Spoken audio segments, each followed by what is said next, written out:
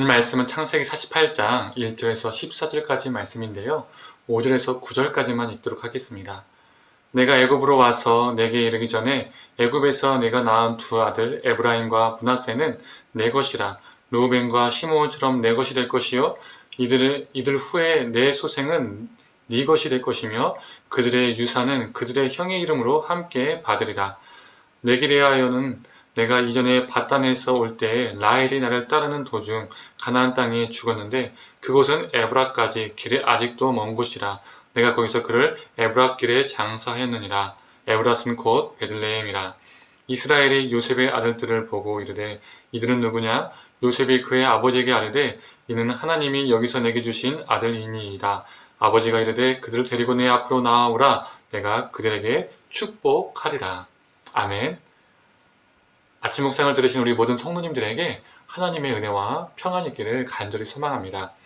오늘 본문 48장을 보면 야곱은 병들었습니다. 곧 죽음을 기다리고 있는 상황이 된 것이죠. 이때 요셉이 자신의 아들인 므낫세와 에브라임을 데리고 아버지 야곱에게 찾아갑니다. 야곱은 므낫세와 에브라임을 동시에 축복을 합니다.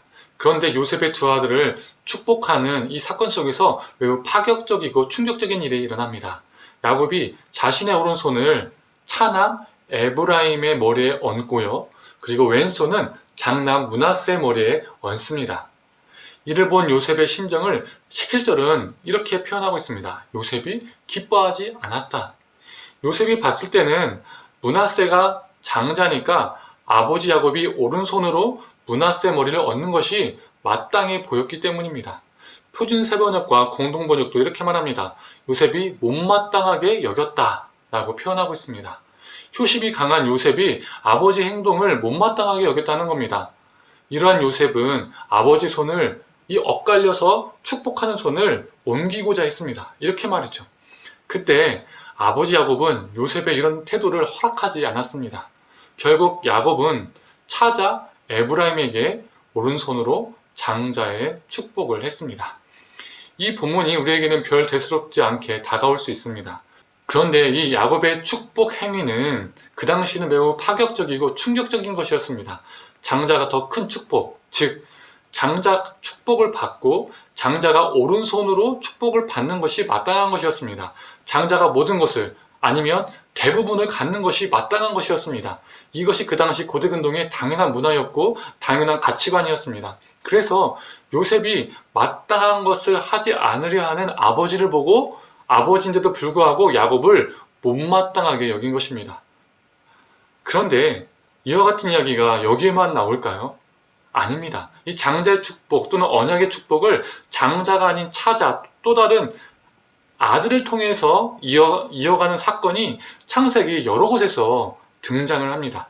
먼저는 하나님은 아담의 장자인 가인이 아닌 셋을 통해서 자신의 약속을 이어가십니다.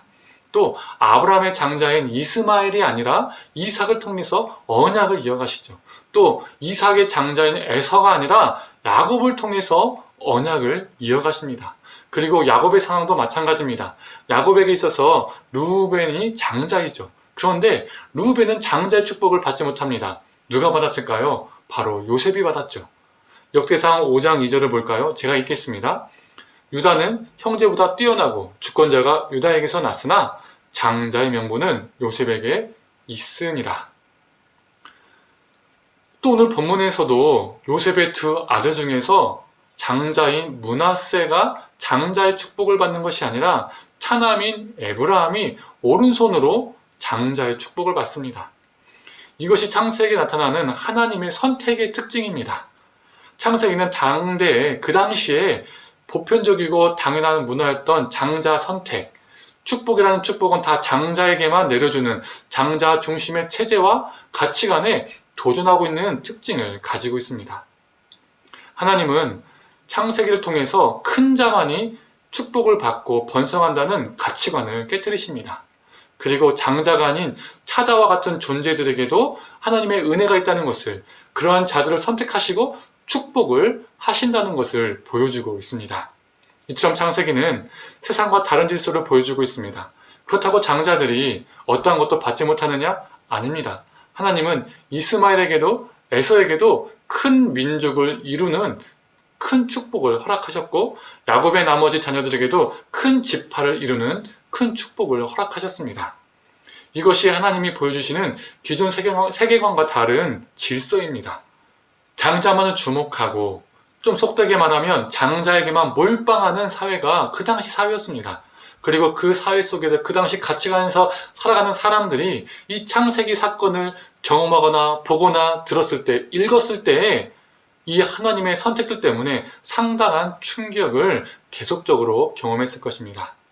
장자가 아닌 자에게 장자 축복을 하신 것 때문에 1차 충격을 받고, 그래서 버림받았다라고 여겨졌을 것 같은 실제 장자에게도 또 엄청난 축복을 주시는 것을 보면서 2차 충격을 받았을 것이라는 거죠. 하나님이 이 창세기 사건들을 통해서 우리에게 무엇을 말씀하시는 것일까요? 이 장자 축복 관련 사건들 뿐만 아니라 그 밖의 창세기의 여러 사건들을 통해서 우리 하나님은 우리에게 너의 기존 가치관을 깨버려라. 그 틀을 깨라. 너의 패러다임을 깨라. 다른 질서로 살아라 라고 말씀하십니다. 하나님이 아브라함에게 아버지와 고향과 친척과 그 모든 것을 떠나 말씀하신 것처럼 네가 향유하고 있는, 네가 고수하고 있는, 네가 고집하고 있는, 네가 집착하고 있는, 네가 그리도 붙잡고 있는 기존의 가치관을 그리고 틀을 깨라. 그것부터 떠나라. 그 질서와 다르게 살아라 라고 우리에게 도전하고 계신 것입니다. 사랑하는 성도님들, 기존의 나의 가치관은 전혀 변하지 않고 그대로 고수하면서 교회 다니는 것은 신앙이 아닙니다. 성경 보고 기도하고 그런 것에서만 딱 끝나는 것이 신앙이 아닙니다. 우리가 말씀을 보았다면요, 기도를 했다면요, 우리의 틀과 가치관이 깨져야 됩니다. 그것으로부터 나와야 됩니다. 다른 질서로 살아야 합니다. 세상에 말하는 질서와 다른 질서로 사는 삶, 기존의 틀과 패러다임을 깨부수고 도전해서 새로운 삶을 읽어내는 삶, 이것이 하나님이 원하시는 신앙입니다. 이 신앙으로 살아가는 저와 우리 성도님들 되기를 간절히 소망합니다. 함께 기도하겠습니다. 하나님, 창세기에서 보여주는 이 장자의 축복은 기존 세계에서, 기존 가치관에서 있을 수 없는 축복이었습니다.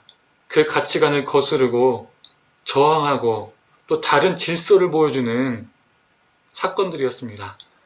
이 장자 축복뿐만 아니라 창세기가 보여주는 것은, 우리에게 말하는 것은 너의 틀을 벗어나라. 너의 가치관과 패러다임을 벗어나라. 탈량을 하여라. 고향과 친척과 아버지의 집을 떠나라. 계속 우리에게 도전하고 있습니다.